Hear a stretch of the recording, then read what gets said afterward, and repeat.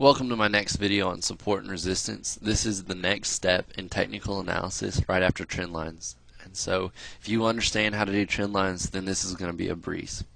To start off, let me tell you what support and resistance is. Support is a price or level at which buyers step in and buy, sending the stock or index higher. And resistance is the exact opposite. It is a level or price where sellers step in and sell, causing the stock or index to go lower. Okay, so to start off, there's basically three things you need to know about support and resistance. So the first is you need to know your main levels of support and resistance. And to do that, all you have to do is on your graph, you have to find the highest point, it's gone, and the lowest point, it's gone. Okay, and those are your main levels. All you're going to do is you're going to come over and you're going to draw a horizontal line at the points at the highest point, and that's going to be your level of resistance. And then you're going to come over here and you're going to draw a horizontal line at your lowest point on your graph, and that's going to be your level of support.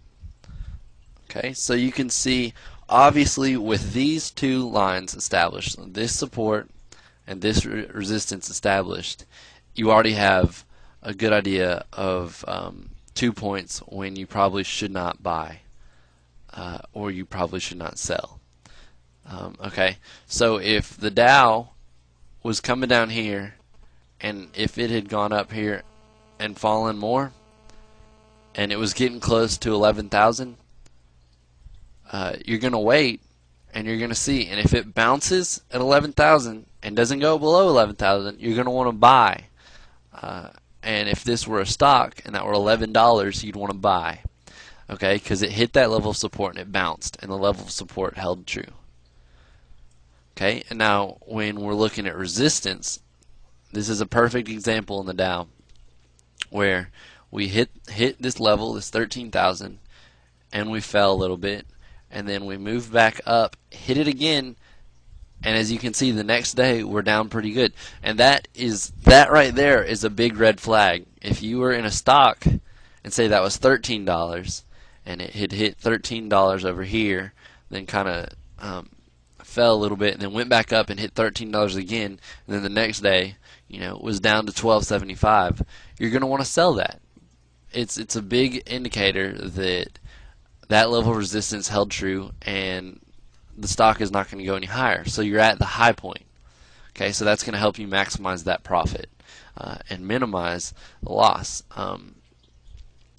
So the next step and the next thing you need to know about support and resistance is the most complex step. Now listen carefully. Previous levels of support can become new levels of resistance, and previous levels of resistance can become new levels of support. Okay, and so we have an example of that right here in this stock, or well, in this chart. Right here, okay, you can see we bounced. So right there is a level of support.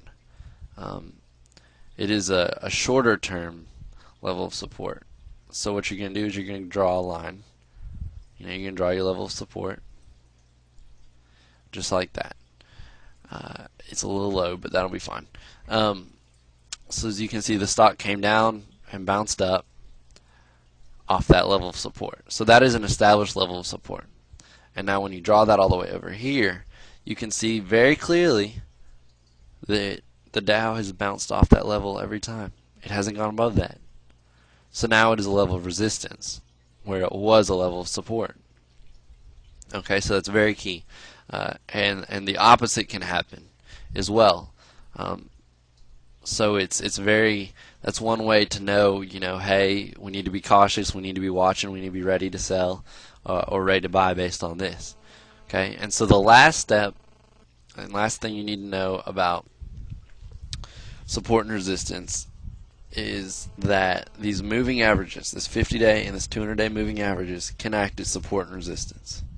Okay, and I'm going to illustrate that right here you can clearly see that this 200-day moving average is what the Dow bounced off of. That is that level.